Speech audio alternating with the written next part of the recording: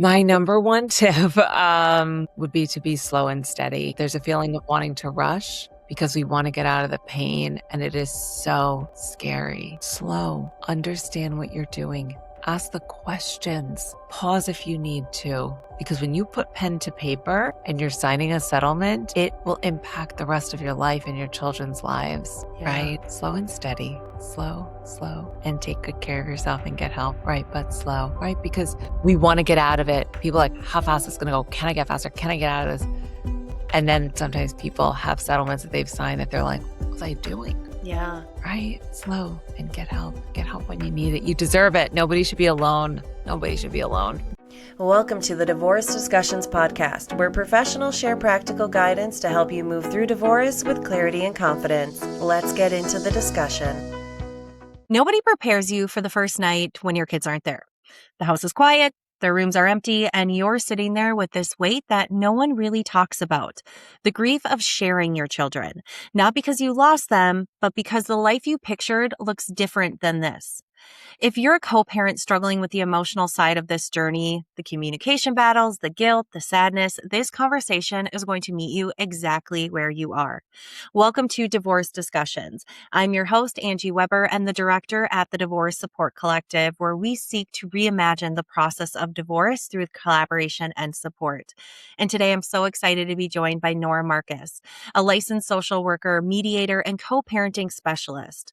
Nora helps parents navigate life after separation with a child-first focus, because what sets her apart is the ability to meet people where they are emotionally, not just hand them a plan. So if you've ever felt like you need someone who is actually there to understand what you're going through, not just someone telling you what to do, Nora's expertise is going to provide you with empowerment and education. And I am so glad that you're here with us today, Nora. So thank you for spending time. Oh my goodness. Thank you for having me. I'm so happy to be here. So happy. Yes. I'm so excited. We had a wonderful conversation before, so I know you're going to bring so much enlightenment and education and tips to my listeners. And I think, again, no one gets married thinking, gosh, I can't wait to get divorced. Right. And no one has a kid saying, wow, I can't wait to have this child together. And in 5 years, when we start co-parenting, that's going to be such an exciting journey.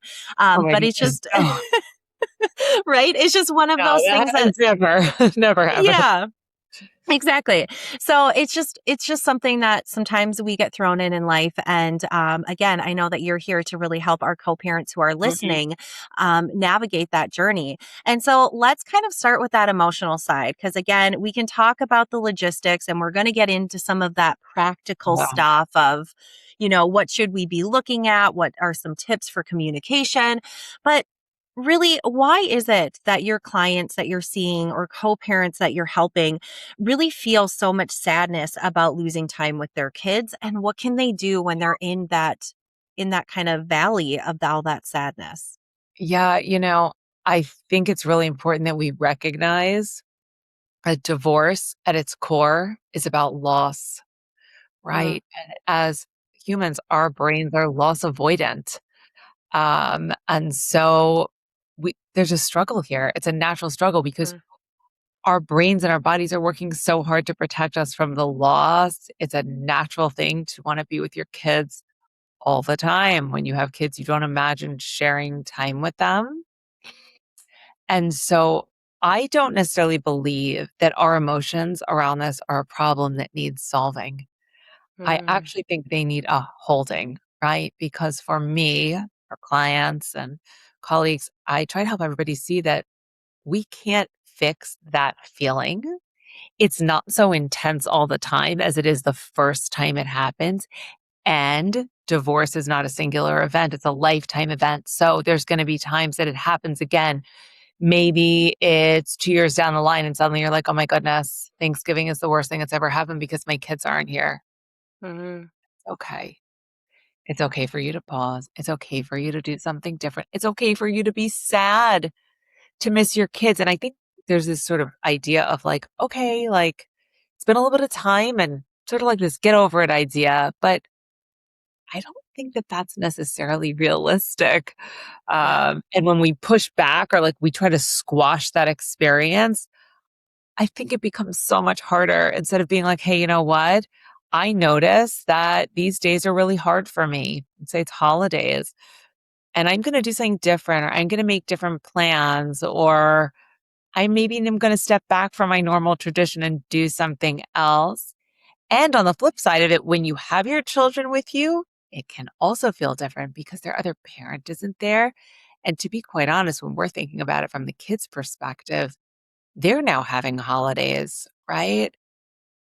Not with both parents, right? Yeah. They're having the experience too. So in some ways, the answer to the question is, well, we have to care for ourselves and acknowledge the lived experience that we're having and know that it's okay. And to know that it passes, these acute things, the firsts are big, Yeah. right? If you drop your kids off with their other parent and you drive away, I would say to have a plan. Maybe you want to be alone. Maybe you want to be with a friend or family, or you want to be out in nature, whatever it is that might be good for your nervous system. Think a little bit about it. And also, Angie, they might not know till they get there because you can think you're Yeah. going to feel a certain way. But I don't think you can really truly prepare yourself for that first night that your house is quiet. It's hard. And I don't think there's a way around it, actually. Yeah. I think those are all such great points. And even you saying like they might not know what they need Mhm. until they're in that moment. Yeah. Because I know through like even my life when I've been faced with hardships or trauma and the anniversaries coming up of my specific trauma, the first time I thought, you know what? I'm going to pack my whole day so I can't think about it. Like I'm just going to fill my schedule. I don't want to think about it. This will keep me distracted. Awful, awful choice on my Right. part. That is Right. not what I needed. The next Right. year I thought, oh my gosh, I'm going to leave the calendar empty. I'm not going to do anything. So I went to the opposite extreme. And again, not a great choice for me. And where I was at, I was like, oh, now I feel bored and I feel like I should have planned stuff. So I think Mhm. that your message is really important of sometimes we have to adapt where that first holiday we might think, you know what, I'm not going to have my kids. But I decided that I made friend or plans with our friends over here. And you might get to that day and the emotions hit you like a wave. And you're just like, Yeah. actually, I think I do need to be alone. So I think being adaptable is really important. The other thing that you kind of brought up that I wanted to mention on, because I think it's an important thing, is that when we go through grief in any kind of capacity, sometimes we're just looking for that light at the end of the tunnel. And so Yeah. I know when I was talking to my therapist one time, I went into her and I said, all right, I did some research. Says that I should be able to get over this in about 18 to 24 months. So where Right. am I at? How long do I have to go? Right. And of course she was like, I can't tell you that. And I was like, what am I Right. paying you for? Just kidding. Right. But, Can I pay you you know, more? Just tell yeah, me. exactly. Can you please get your crystal ball out? I'll pay Right. extra.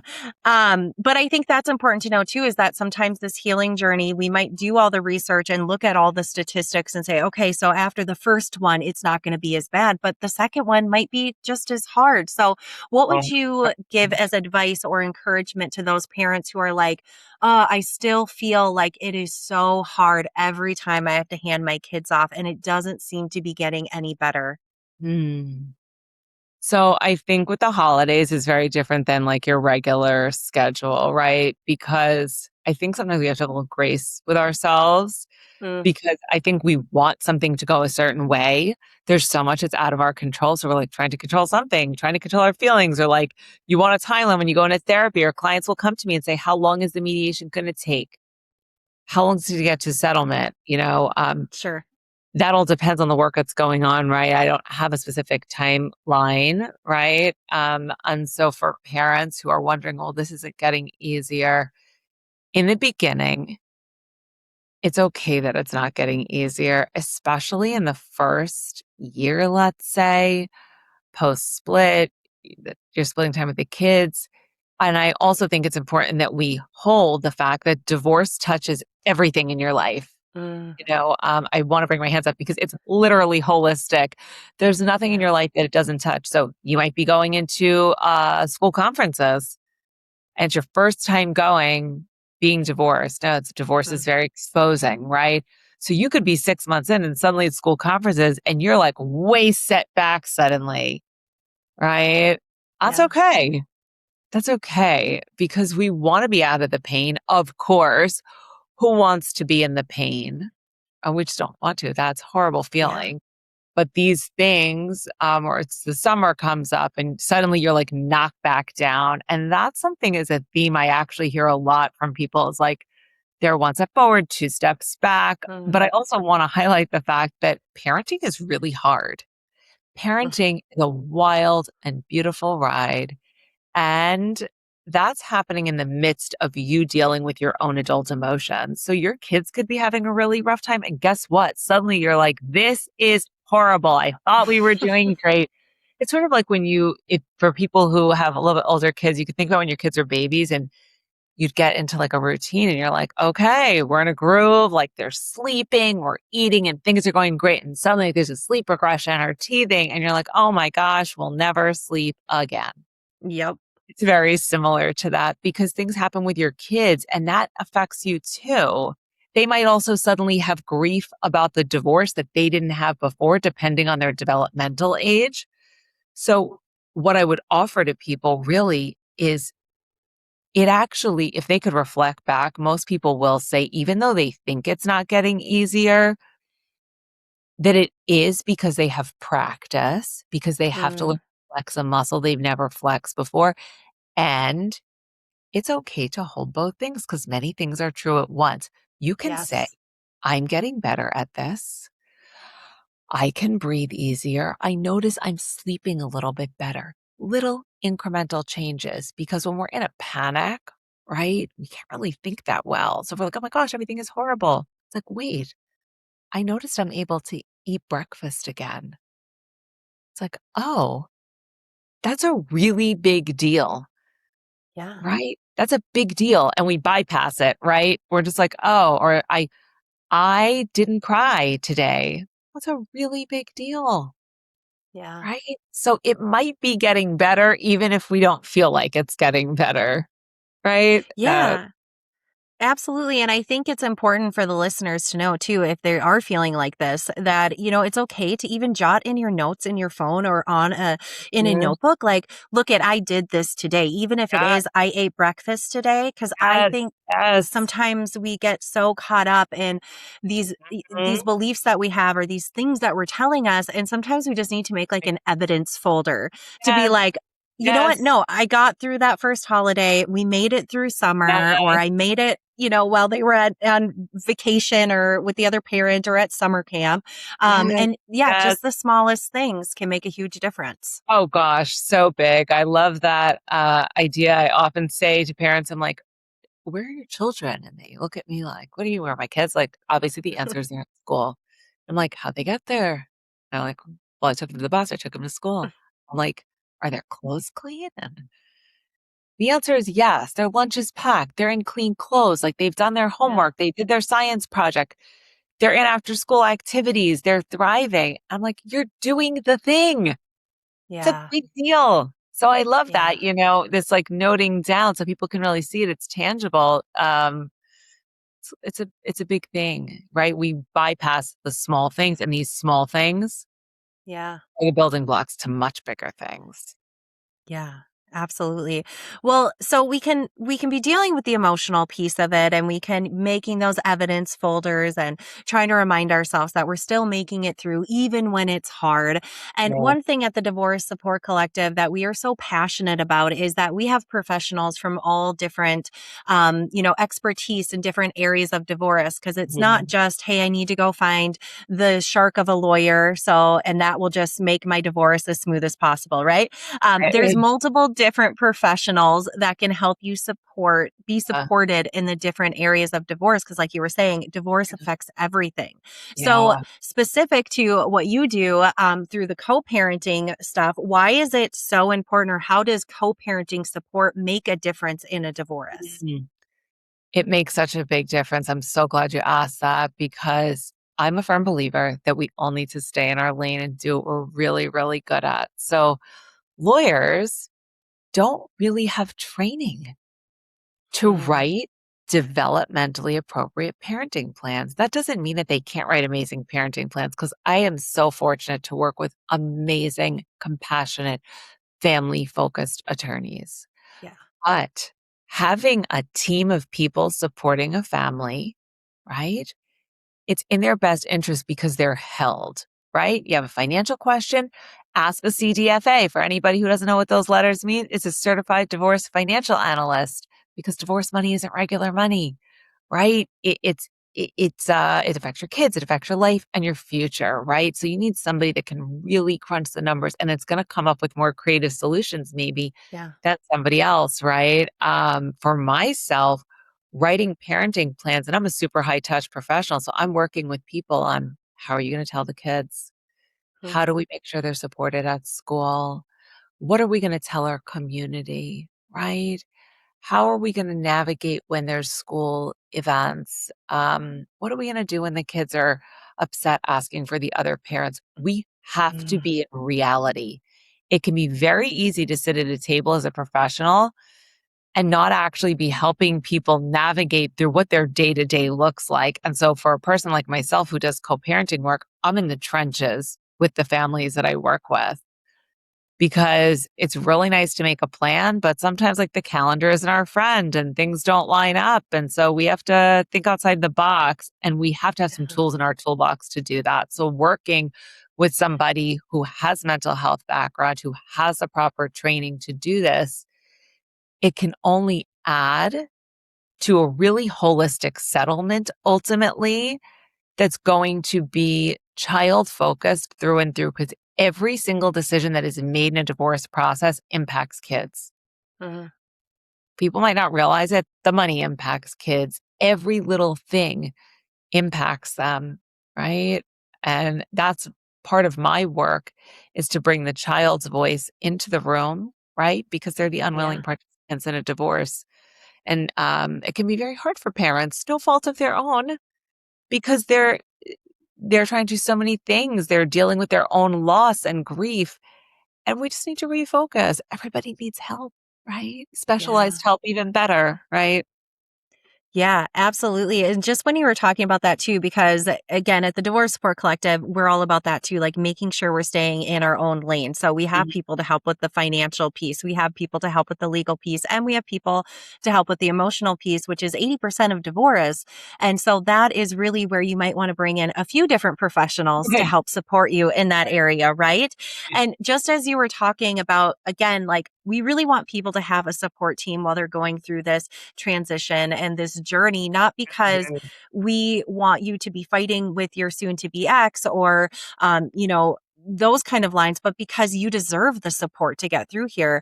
And I was Wow. thinking while you were talking, it's kind of like getting married, right? Because when you are planning a wedding, Yeah. you have your florist and you have your baker and you have Yes. maybe a wedding coordinator. You have all of these people helping you get married.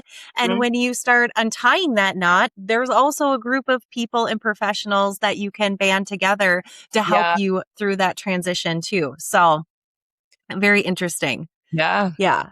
We do need a team. And that's, look, you wouldn't go, if you need to go to a podiatrist, you're going to a podiatrist, right? If you have Yeah. a problem with your heart, you're going to a cardiologist, right? It's the same thing with hiring divorce professionals, right? If you need co-parenting help, go to somebody who actually has the skill in this. And I Yeah. always tell parents, advocate for yourself. Let's say you hire a lawyer, you hire a mediator, and you want to bring somebody in and they're resistant to that. I would be asking why. Hmm. Why are they resistant? Lawyers work for you. You can ask.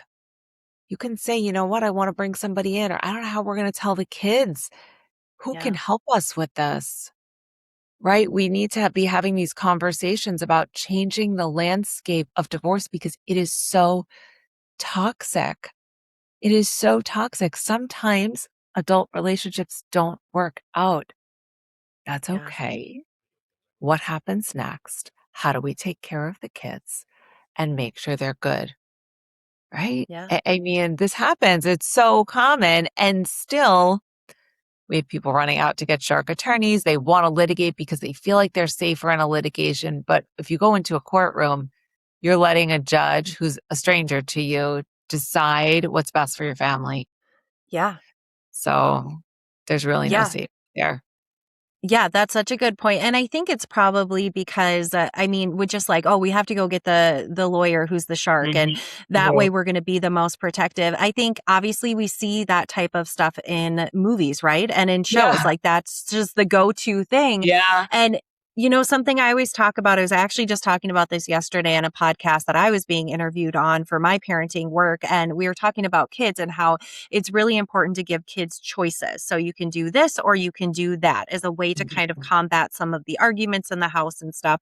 And I'm thinking about that in terms of people getting divorced too. Like you can you can choose to go that route and you can try do it alone. Right. And it's probably going to be a lot harder, right? Or you could choose to get the support from the professionals who are experts Mhm. in these different areas of it to help you get through it. Will it be emotional? Absolutely. Will it be tough at times? Yes. But wouldn't it be so much better if you have this support behind you versus trying to figure out how to do it alone, how to tell the kids, how to make the great parenting plan, how to split up the summers? I mean, again, we could go on and on. It's really a choice on what, people want to do and how they want to approach it. Um, Yeah. One thing that I want to get back to that you said though is you said developmentally appropriate plan. So Yeah. let's get into that a little bit more about why having an age appropriate like guidance when it comes to children is so important versus just a blanket of, hey, you get them 2 days, I get them 2 days, and we just keep switching off. Right. So when I work with parents and we talk about what's appropriate for the children's ages, so I live in the state of New York, and in most states there's like a form parenting plan, which is like not great for anybody. So I like to write like a meaty parenting plan. And what I will say to parents is, let's say you have kids that are 2, 5, and 7. They're little. What Hmm. might work for them in their schedule at that time versus when they're teenagers is totally different. And a lot of times we make parenting plans and it's a static document, but that doesn't really always work.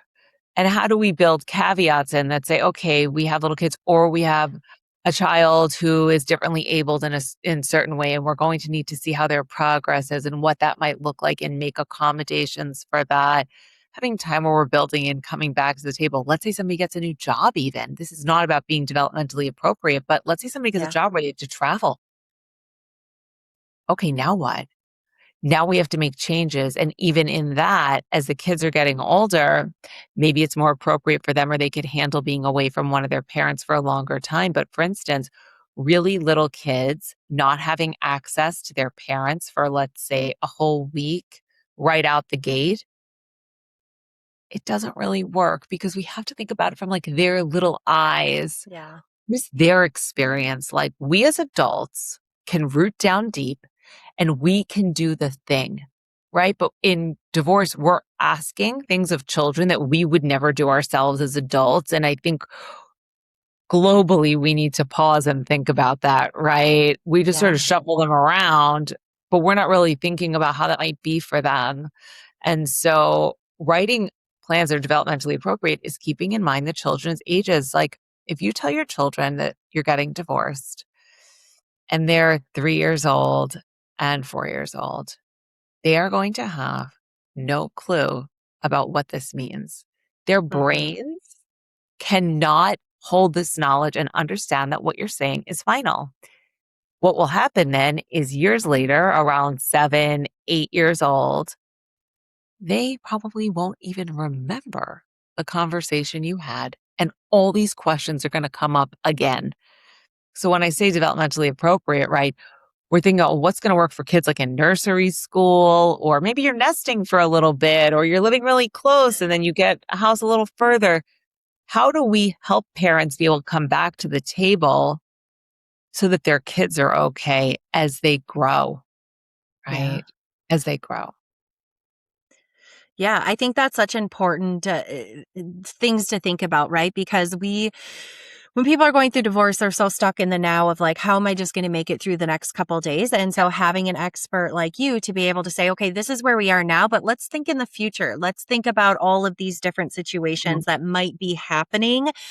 Because life, of course, doesn't go as planned. Like we already said, you don't get married planning to get divorced. So it's important to have all of those things in there. Now, something that I see get brought up a lot, is, and this can be just as much grief and sadness and hard to get through, is let's say that we're maybe finalizing the divorce, or maybe Mhm. we're a couple years out, and all of a sudden one of the parents gets a new partner that is Mm. being entered into the equation. And I Mhm. know that that can be really challenging. Maybe if the other parent doesn't have a partner, now they kind of feel like, oh, is this person going to take over my role? And like, when do they get to meet them? And just what advice do you have on that? Because that can be a whole nother can of worms that kind of opens up that wound. Yeah, it's definitely can be very, very tough. I really urge parents to think about having these discussions, first of all, in the divorce process and having some guidelines about what new partner introduction looks like and creating Yeah. boundaries around it, meaning like you have a new partner, but that partner is not your child's other parent. They might ultimately be joining the team, but your Mm, children have just two parents, right? And the introduction, I firmly believe, should be done when it's best in service of children, right? We as adults can think, oh, I want to do this. I, right?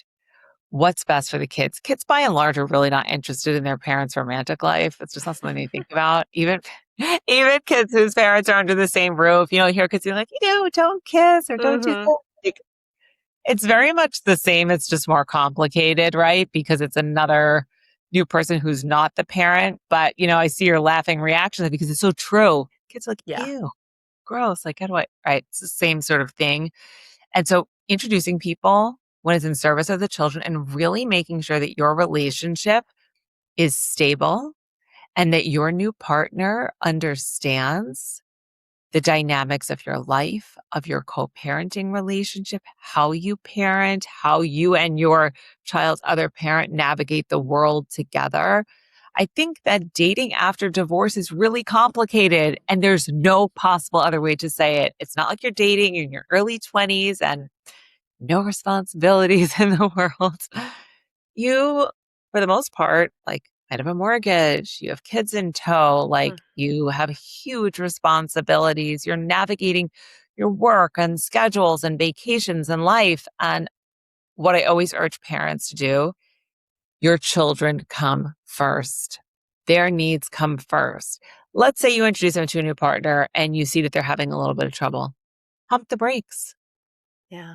Pump the brakes. You can go back, but you need to explain these things to kids beforehand. It's something I also help parents with post divorce. They'll say, I have somebody I want to introduce. What's the best way to do this?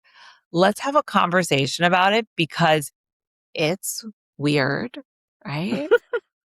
And it's not going to be less weird if you don't get support to talk about how to do it. And again, this also goes back to stuff that's developmentally appropriate. But one thing I Yeah. will say is don't tell your kids that this is your friend when it's not your friend. Mm, Don't lie to your children. It doesn't end well. If that's your partner and you're saying that they're your friend, which is going to happen a lot because people just don't know what to say. They don't know how to do yeah. it. Um, ask for support and ask for help on how to do these things because we don't really get do-overs on them. Yeah. Right. And so I think it's just a really messy, like awkward feeling topic, but getting help to figure out how to navigate through it and making sure that you and your partner are in it for the long haul. Of course, you don't know, you could break up at any time. Nobody knows, but Yeah.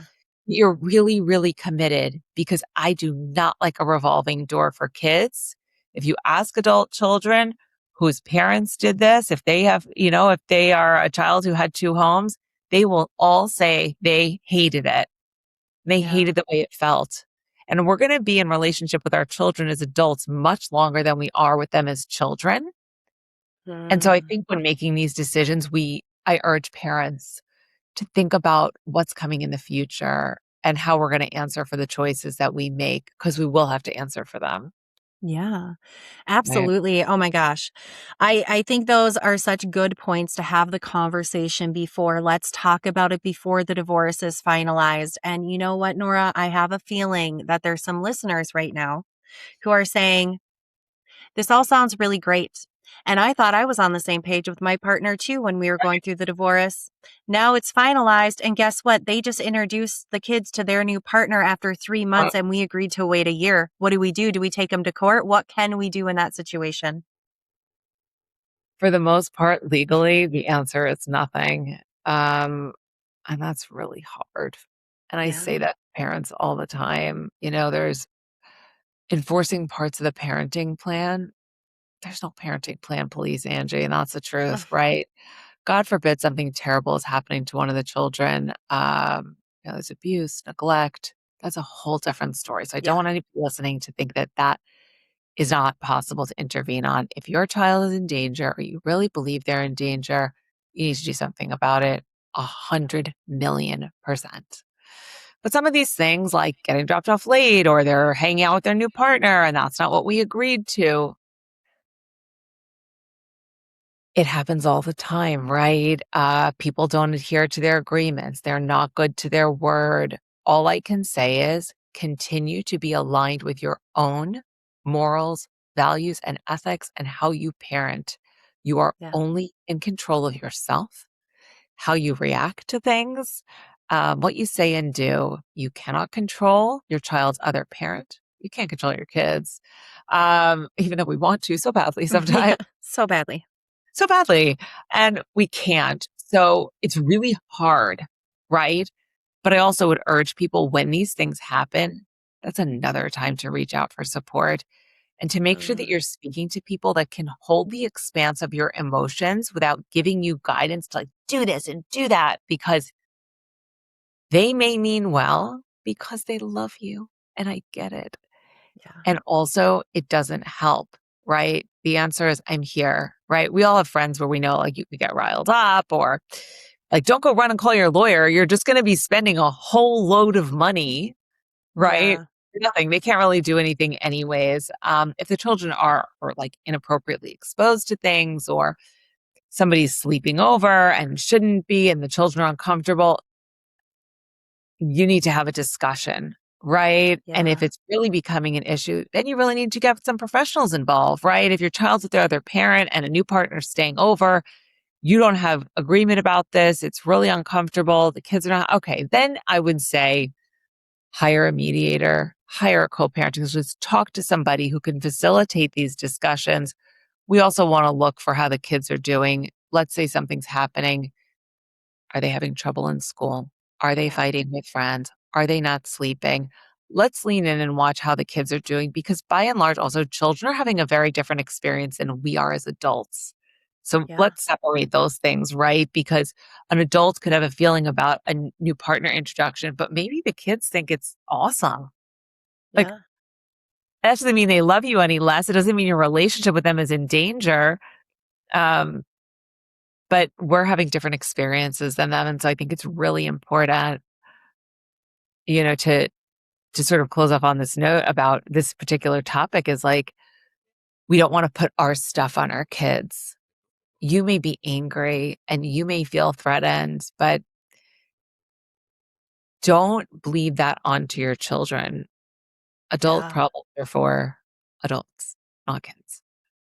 Yeah, that is such a good reminder because, and that's another reason why I feel like getting the professional support and having your A team is so important because there's the two sides to it, right? Like you said, and I'm so glad that you hit on it because we've talked about that on this podcast before too. Of I could call my best friend or I could call, someone who really cares about me Yeah. just to vent. And then I might be on level 10 by the time I'm talking to them Right. because they're so Right. emotionally involved and they don't want to see, you hurt but also the fact that you don't want to put that on your kids. Having some kind of professional like a therapist or a co-parenting coach can really help give that outside perspective for a lot cheaper than your lawyer. So, Yeah. we need to keep that all into account. And again, I think the underlying thought of all of this is that there is no shame in getting support. It is out there. Why wouldn't we be out there getting support when we can? And I really appreciate your child first, focused kind of approach that you take to everything, because even, talking about holidays and stuff, I know that my husband, he grew up in a co-parenting situation, and he still says to this day in his 40s, he's like, I don't know. I just remember Christmas. I was constantly being, shuffled from one house to the other. I feel like I didn't really even get to enjoy it, whereas the parents were like, well, everyone needs equal time. But for him as a child, it was, oh, I have 2 hours here, then I have to go to the next house. And then I have 2 hours there, and now I have to go to the grandparents' house. And it's not fun for them at all. So I love your thoughts of, let's put ourselves in the shoes of the kids, not saying that they get to make the final decision, but what is actually best for them.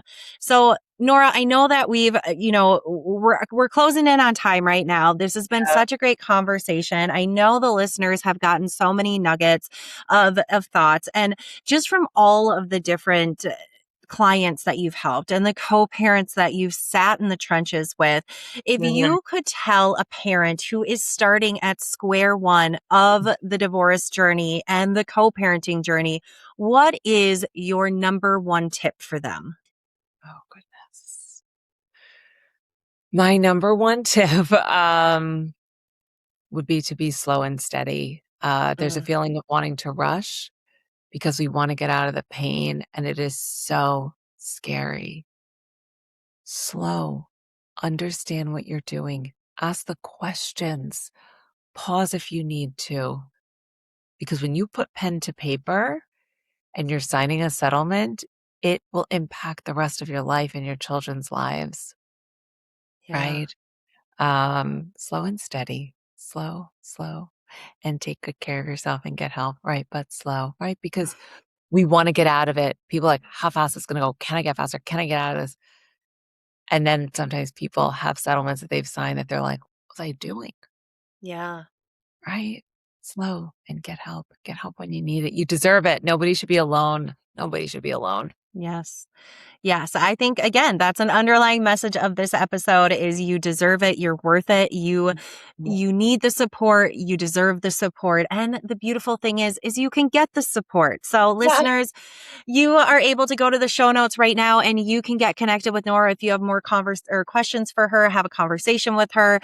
Of course, you can go to the Divorce Support Collective to see our other professionals on there that can help you in the different areas legally, financially, and emotionally as well. But again, Nora's information is going to be in the show notes for you. So thank you so much, Nora, for your time today. I truly appreciate it. I know that our listeners did too. So thank you for your time. And listeners, make sure that you come back for another discussion. Thank you for listening to the Divorce Discussions podcast. If this was helpful, subscribe and hit the bell so you don't miss the next conversation. Visit thedivorcesupportcollective.com to explore resources and connect with our professionals. Until the next discussion, remember, you don't have to navigate this alone.